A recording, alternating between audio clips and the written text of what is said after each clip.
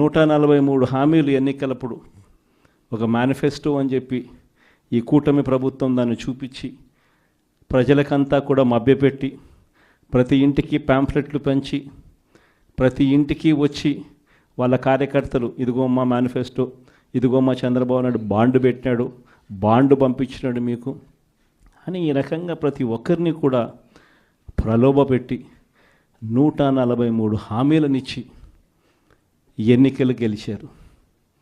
గెలిచిన తర్వాత 11 నెలల కాలంలో ఈ పెద్ద మనిషి చంద్రబాబు నాయుడు గారు ఎన్నికలప్పుడు ఆయన చెప్పిన ఈ సూపర్ 6లు ఏమైనాయి, ఈ సూపర్ 7లు ఏమైనాయి అని ఎవరైనా అడగడానికి కూడా ధైర్యం చేస్తే ఆ స్వరం కూడా వినపడకుండా చేయాలి అని తాపత్రయపడతా ఉన్నాడే తప్ప ఆ హామీలను నెరవేర్చాలి, ప్రజలకు ఇచ్చిన మాట నెరవేర్చాలి అన్నది మాత్రం ఎక్కడా కూడా చంద్రబాబు నాయుడు గారు అడుగుల్లో ఎక్కడా కూడా కనిపించడంలా.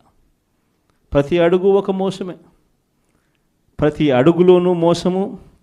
ఆయన పాలనలో మనం చూసేదంతా అబద్ధాలే కనిపిస్తూ ఉన్నాయి. ఈరోజు ఈ పెద్ద మనిషి చంద్రబాబు నాయుడు గారి హయాంలో ఒకవైపున సూపర్ 6లు సూపర్ 7లు గాలికి ఎగిరిపోయాయి, మోసంగా తెలిపోయింది. చివరకు 6 నెలల కిందటి వరకు ఆయన ప్రభుత్వం రాకముందు వరకు, అంటే 11 నెలల కిందటి వరకు, అంటే ఆయన ప్రభుత్వం రాని వరకు వైఎస్ఆర్సీపీ ప్రభుత్వ హయాంలో మీ జగన్ పాలనలో ప్రతి ఒక్కరికి కూడా ప్రతి నెల ఏదో ఒక బటన్ నొక్కేది, ఏదో ఒక రకంగా ప్రతి ఒక్కరికి ఇంట్లో మంచి జరిగే పరిస్థితి నుంచి 4 ఏళ్ళు నోట్లేకపోయే పరిస్థితి నుంచి చంద్రబాబు నాయుడు వచ్చాడు. 4 ఏళ్ళు లోపలికి పోవడం కదా దేవుడు ఎరుగు, ఉన్న ప్లేటును తీసేశాడు. మరోవైపున సూపర్ 6లు సూపర్ 7లు ఒక మోసంగా ఇవాళ ప్రజలకు అందరికీ కూడా కనపడతా ఉన్నాయి. ఇలాంటి పరిస్థితుల్లో ప్రజల్లోకి పోలేడు, కార్యకర్తలను పంపించలేడు, పంపించి ప్రజలకు ఫలాన్ని మంచి చేశాము అని చెప్పే పరిస్థితి లేదు. స్కూళ్ళు నాశనం అయిపోయాయి, ఇంగ్లీష్ మీడియం గాలికి ఎగిరిపోయింది, నాడు నేడు పనులు ఆగిపోయాయి. 3వ తరగతి నుంచి టోఫుల్ అనే ఒక పీరియడ్ పెట్టి మన పిల్లల్ని గొప్పగా చదివించాలి అని చెప్పి ఆరాటపడే ఆలోచనలన్నీ గాలికి ఎగిరిపోయాయి. టోఫుల్ క్లాసులు తీసేశారు. సబ్జెక్ట్ టీచర్ కాన్సెప్ట్ను 3వ తరగతి నుంచి పెట్టిన పరిస్థితులను గాలికి ఎగిరిపోయాయి. 8వ తరగతి పిల్లలకు ప్రతి సంవత్సరం ట్యాబులు వచ్చేటివి, గాలికి ఎగిరిపోయాయి. మరోవైపు వైద్యం చూస్తామని అంటే ఆరోగ్యశ్రీ బిల్లుల పరిస్థితి చూస్తే నెట్వర్క్ హాస్పిటల్స్కు ఈ 11 నెలల కాలంలో మామూలుగా ఆరోగ్యశ్రీకి నెలకు 300 కోట్లు ఖర్చు అవుతుంది. 11 నెలలకు ఈ పెద్ద మనిషి ఈ నెట్వర్క్ హాస్పిటల్స్కి పెట్టిన బకాయిలు ఎంతో తెలుసా? 3,500 కోట్లు. 3,500 కోట్లు నెట్వర్క్ హాస్పిటల్స్కు బకాయిలు పెట్టినాడు. అంటే ఆ 300 కోట్లు నెల ఇవ్వాల్సింది 11 నెలల్లో ₹1 ఇలా. చివరికి నెట్వర్క్ హాస్పిటల్ ఆరోగ్యశ్రీ పేషెంట్లకు వైద్యం చేయడానికి సుముఖంగా లేని పరిస్థితి ఈరోజు రాష్ట్రంలో కనిపిస్తూ ఉంది.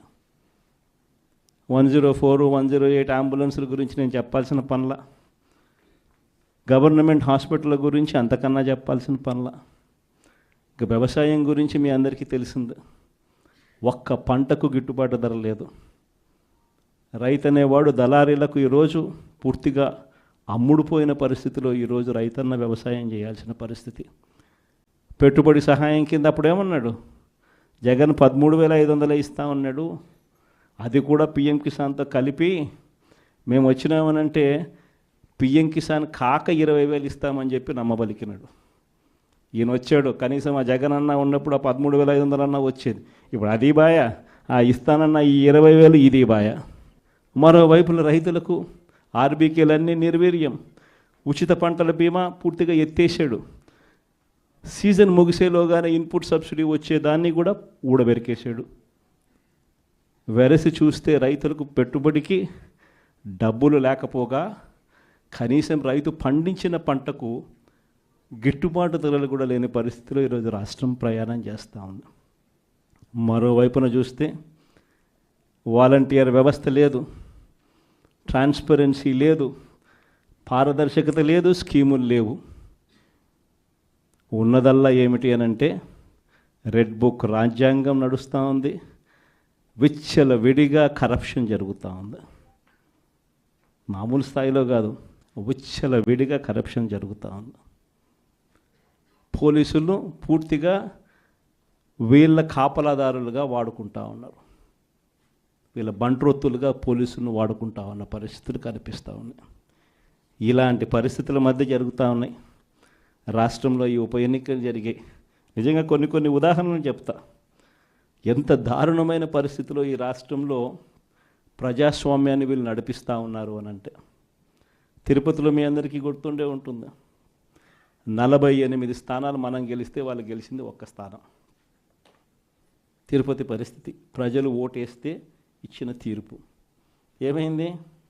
అక్కడ తిరుపతిలో మొన్న ఈ మధ్యకాలంలోనే ఎన్నిక జరిగింది, డిప్యూటీ మేయర్ ఎలక్షన్లకు. ఏకంగా మన కార్పొరేటర్లు ప్రయాణం చేస్తూ ఉన్న బస్సును ఏకంగా పోలీసు వాళ్ళే అడ్డుకొని, పోలీసు వాళ్ళే దాన్ని బస్సును ఆపి, ఆ బస్సులో ఉన్న ఎమ్మెల్సీని, ఆ కార్పొరేటర్లను పోలీసుల ఆధ్వర్యంలోనే కిడ్నాప్. బస్సు నిజంగా సిగ్గుండాలి ఈ మాదిరిగా చేయడానికి. విశాఖపట్నంలో జరుగుతూ ఉంది. విశాఖపట్నంలో ఉన్న 98 స్థానాలకు 58 స్థానాలు, 56 స్థానాలు వైసీపీ గెలుస్తుంది. ప్రజాస్వామ్యంగా మేయర్, వైసీపీ మేయర్. అలాంటి ప్రజాస్వామ్యబద్ధంగా గెలిచిన మేయర్ మీద అవిశ్వాస తీర్మానం. మన కార్పొరేటర్లందరినీ మనం క్యాంపులోకి తీసుకొని పోయి మనోళ్ళు పాపం జాగ్రత్తగా పెట్టుకునే ప్రయత్నం మనోళ్ళు చేశారు. క్యాంపులు లేకపోతే ఇళ్లకు పోలీసులు వస్తున్నారు, వచ్చి భార్యలతో మీ మొగుళ్ళు ఏడుండారో మీరు చెప్పకపోతే మిమ్మల్ని స్టేషన్లోకి తీసుకొని పోతామని చెప్పి పోలీసులు విశాఖపట్నంలో 40వ వార్డు కార్పొరేటర్ ఇంటికి పోలీసులు పోయి భార్యతో మాట్లాడిన మాటలు నిజంగా అసలు ఏమన్నా బుద్ధి జ్ఞానం ఉన్నోళ్ళు ఎవరైనా చేస్తారా? పోలీసుల్ని మాదిరిగా వాడుకునే కార్యక్రమం.